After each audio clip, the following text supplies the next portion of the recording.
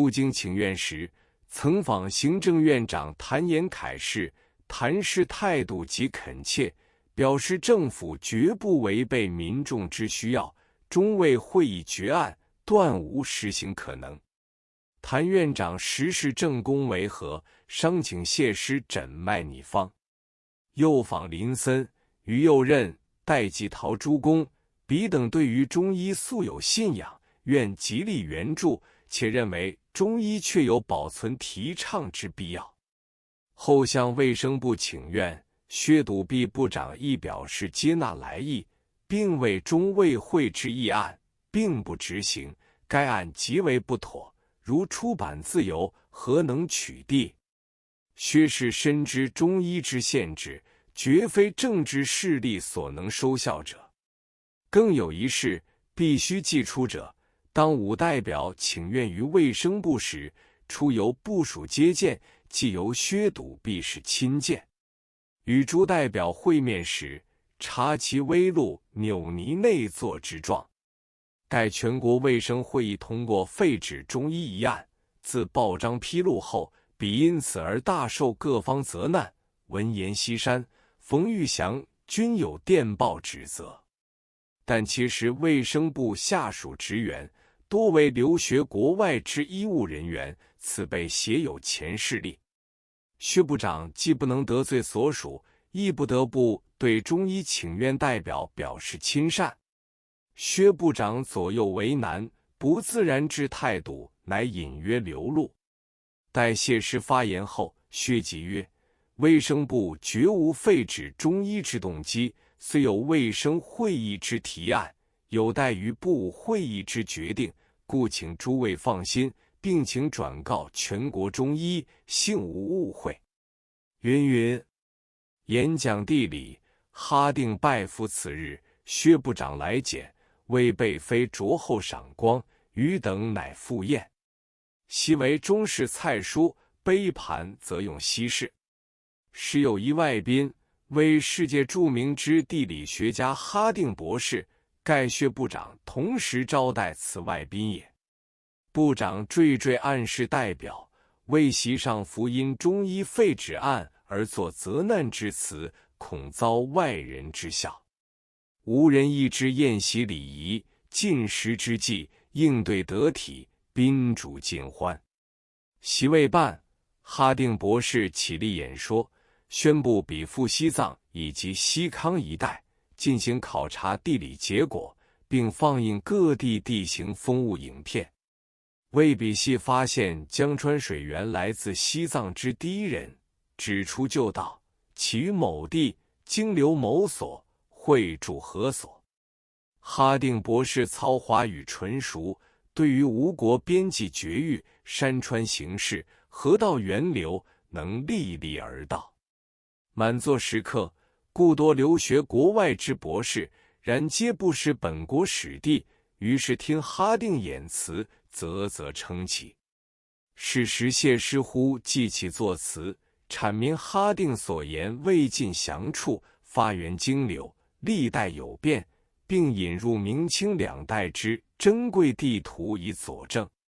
诗之言也，如数家珍，如了执掌，并为哈定之说早已载于清代某集，言已落作。哈定博士大为惊奇，郑重致辞。自谓周游贵国，所遇贵国上下人士，具有本国地理知识者，本极稀少，而能详述古今山川源流、桑田变异，数年来仅今日遇谢老先生一人而已。此一席赞美语，得之于外人口中，殊属不易。薛部长致是一面露喜色。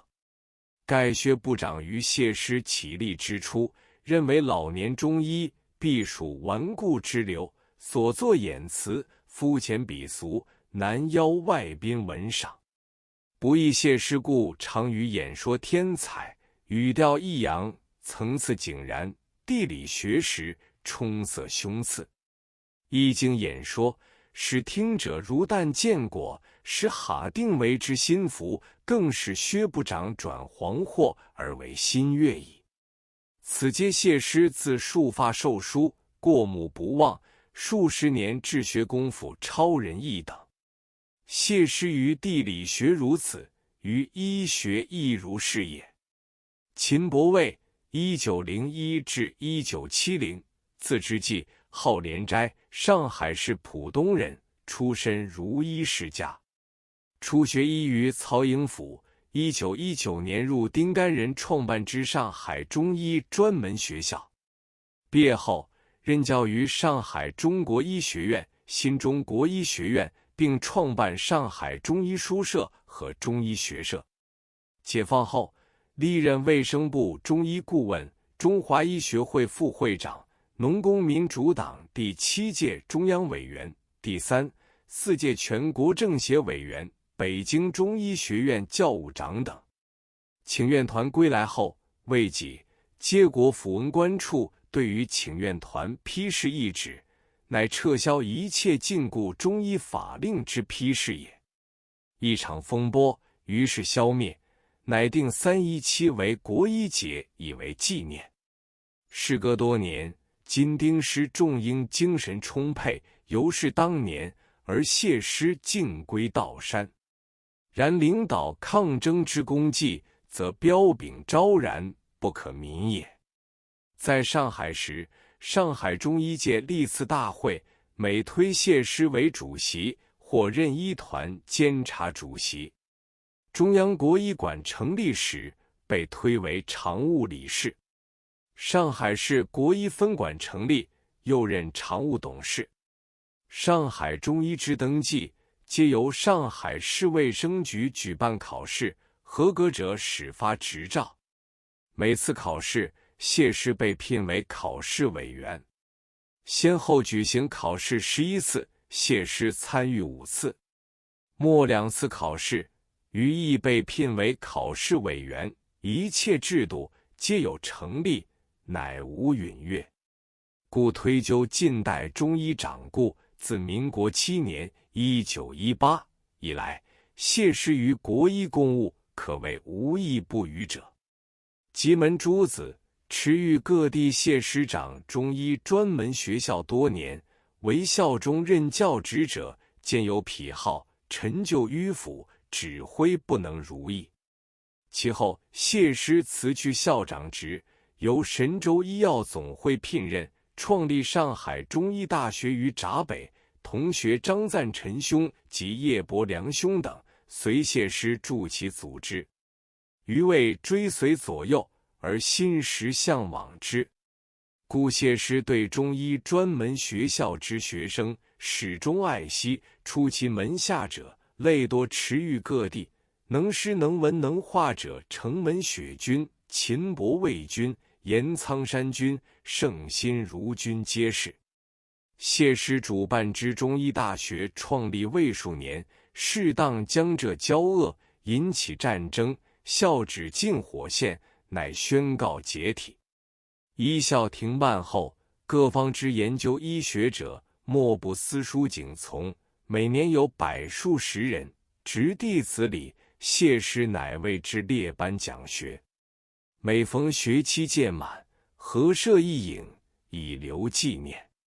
影之大小阔狭，皆为一律，无曾见此像留影悬挂墙间，有16针之多。桃李济济，分域众多，学成而去，各省俱有，远及菲律宾、加拿大等处。